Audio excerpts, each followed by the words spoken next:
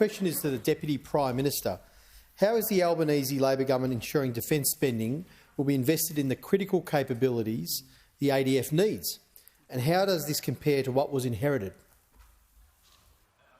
Give the call. Order. Give the call to the Minister for Defence and the Deputy Prime Minister. Well, thank you, Mr Speaker, and can I thank the member for his question and acknowledge his contribution to Australia's national security.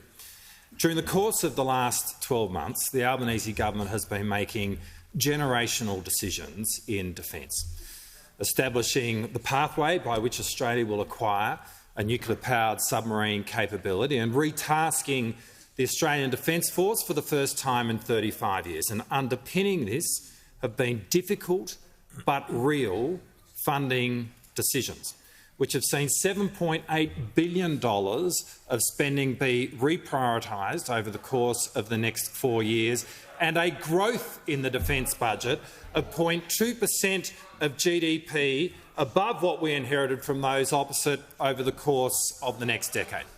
Now, these decisions have been hard, they have been painful, they have apparently been opposed by those opposite, but the outcome has been that spending is now focused on where defence needs it the most.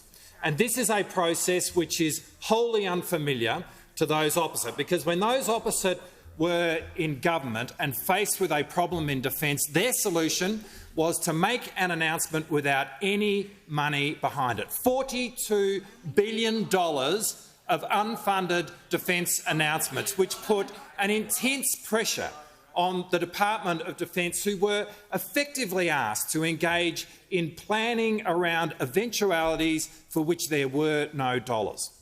But over the course of the last 2 months, with the Defence Strategic Review and affirmed just 2 weeks ago at Senate estimates, we've also learnt that the former government regarded the defence budget as their piggy bank, a piggy bank that they were very happy to raid, with the effective outcome of a significant cut in defence spending, cuts that were very deep indeed. In their last 5 years in government, we saw $20 billion of effective cuts from the defence budget, the bulk of which occurred through a strategic reserve adjustment worth billions of dollars. So, on the one hand, they were making announcements without any funding behind them, while on the other they were ripping tens of billions of dollars out of the defence budget, and none of that adds up. Well, Mr Speaker, thankfully all of that is in the past.